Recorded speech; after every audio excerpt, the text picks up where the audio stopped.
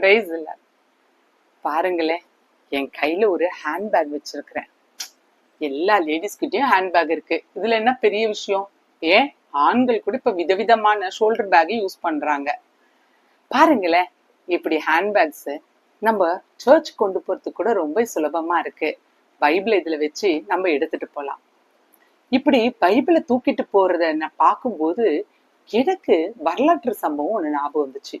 அதாவது நம்ம தாவீது ராஜா அரசனா அரியணை ஏறுறாரு. அப்போ அவருக்கு ஒரு ஆசை, அபினதாபியோட வீட்டுல இருக்கிற உடன்படிக்கை பெட்டி எருசலேமுக்கு கொண்டு வரணும்னு சொல்லிட்டு உடனே அவரும் அதே மாதிரி முயற்சி செய்யறாரு அதை கொண்டு வர்றதுக்கு. நல்ல புதுசா ஒரு மாட்டு வண்டியில வச்சு உடன்படிக்கை பெட்டியை கொண்டு வராங்க.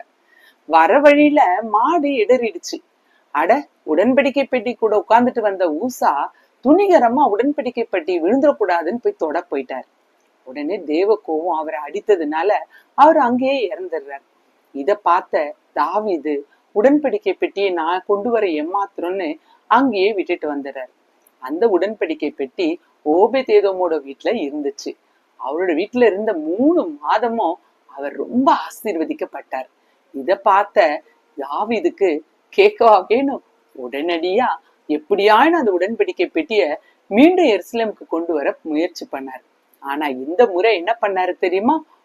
உடன்படிக்கை பெட்டிய சுமந்து வர்றது லேவியரோட வேலைன்றத தெரிஞ்சுக்கிட்டு வேதத்தின்படி அந்த கட்டளைகளின்படி லேவியரை கொண்டு உடன்படிக்கை பெட்டிகளை சுமந்து வர வைக்கிறாரு. நல்ல முறையில உடன்படிக்கை பெட்டி எருசலேம் வந்து சேர்ந்தது. இன்னைக்கு நம்ம கரத்துல கூட ஒரு உடன்படிக்கை பெட்டி இருக்கு. ஆமாங்க, இந்த பரிசுத்த வேதாகமம் தான் உடன்படிக்கை பெட்டி. இதுதான் தேவனுடைய கற்பனைகளை சுமந்திருக்கு. தேவனுடைய வார்த்தை என்னும் மன்னாவை நமக்கு கொடுக்குது. அப்புறம் ஆரோனின் துளிர்த்த கோல போல நம்ம வாழ்க்கையையும் இந்த வார்த்தை துளிர்க்க செய்த.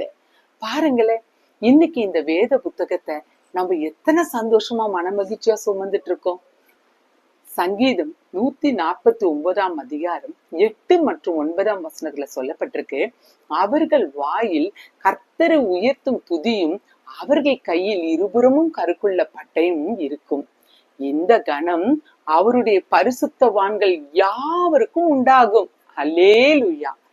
கர்த்தருடைய வார்த்தைய சுமக்கிற பாக்கியம் நமக்கு இந்த நாள்ல உண்டா இருக்கு.